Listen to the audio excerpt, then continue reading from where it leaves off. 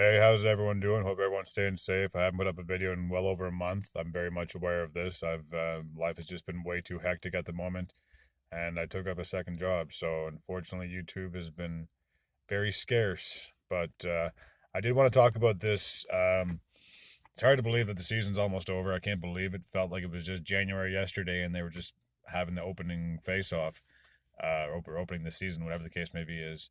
So I can't believe how fast time has gone, and it's just unbelievable. But I do plan on making a video of my playoffs and predictions and stuff like that. But I will probably do that after the season is done. So probably another week or two, whatever the case may be. Is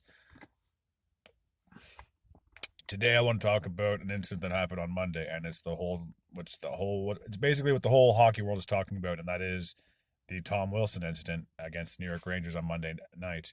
For me personally, I've watched it over and over again, and I mean, yeah, he is a guy you kind of want on your team. I'm not sure if anyone's ever followed Sportsnet or Tim and Friends, but Tim, I remember he mentioned this about how he's the kind of guy you want on your team. Now, did I think he went too far? Of course. And did I think the suspension was light? Or sorry, did I think the fine was light? Of course. Did I think that no suspension was kind of crazy? Of course. I do believe a lot of people probably did. I mean, to ragdoll Panarin the way he did, and now Panarin's not playing the rest of the season. Not that the Rangers had anything to play for. I mean, since they are but have been eliminated from the postseason for the third straight year. I do believe. But I mean, I'm sure he's going to have a goose egg on his egg. I'm sure he's going to be thinking, have a long off season to think about. Well, what happened? But what's crazy is that since Wilson's not being suspended, and due to this COVID thing, that you're restricted to playing teams outside of your region. So obviously here in Canada, we can't go play teams in the South until the conference final, and I'm not sure how the playoffs are going to work for that. But I mean, when it comes to Washington, New York, they were already in the same division before COVID, but now you have to play them even more.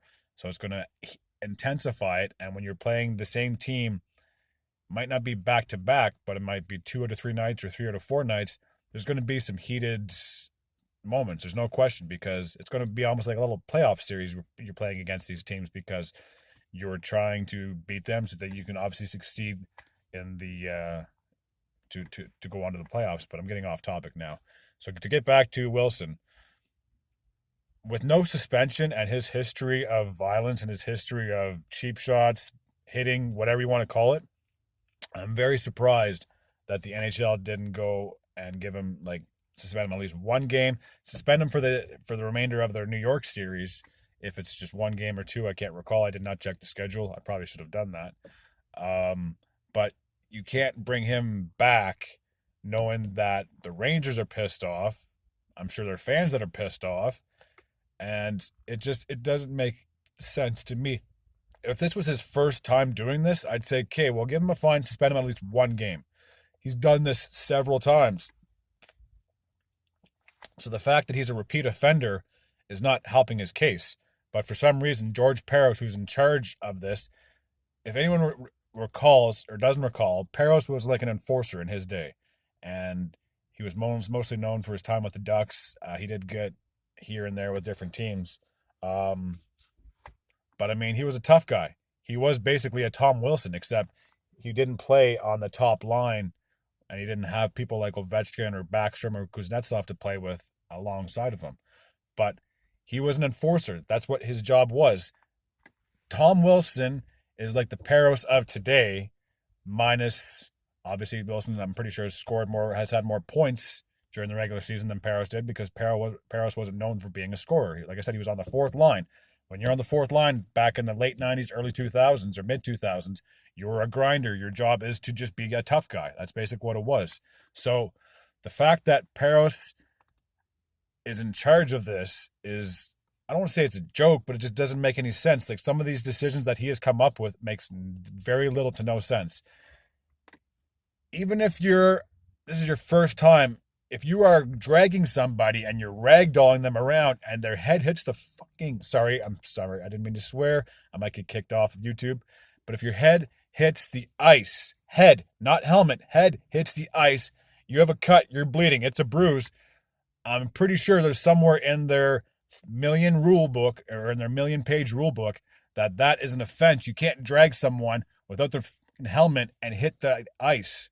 So I'm a little steamed, you could say. And even though I'm not a New York or a Washington fan, it just bothers me that someone like him can get away with it. $5,000 fine is like a $20 fine to you and me. Okay, I'll pay that and I'll keep carrying on about my way. Tom Wilson has never learned his lesson. He's not going to learn his lesson until he either A, gets suspended indefinitely, or B, gets kicked out of the league. And I know it's never going to happen because the league wants guys like this to step up for their superstars like the Ovechkins and the Crosbys and the McDavids and the Matthews of the NHL.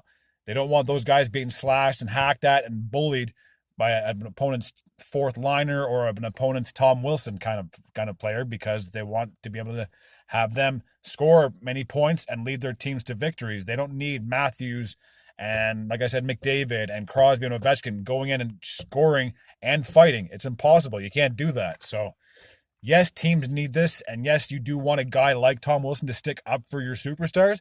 But I do believe this is the level of okay, and he's up here. He's done this over and over again. NHL, I don't know what it's going to take for you to just step up and be like, hey, we have to suspend him. There's only a handful of games left. Let him sit out. If Panarin's not playing, Wilson shouldn't be playing. And I don't know how badly, or if Buchnevich got hit. I know he got suckered a few times, or sucker punched a couple times when he was on the ice, but I don't think it's as bad as Panarin, because I'm pretty sure he is playing. But seriously, I don't understand the rule book, and I never will.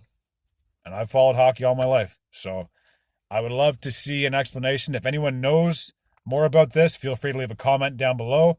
I would love to hear your feedback. But I just think the punishment for Tom Wilson is it's a joke. It's a slap on the wrist. Anyways, until next time, take care.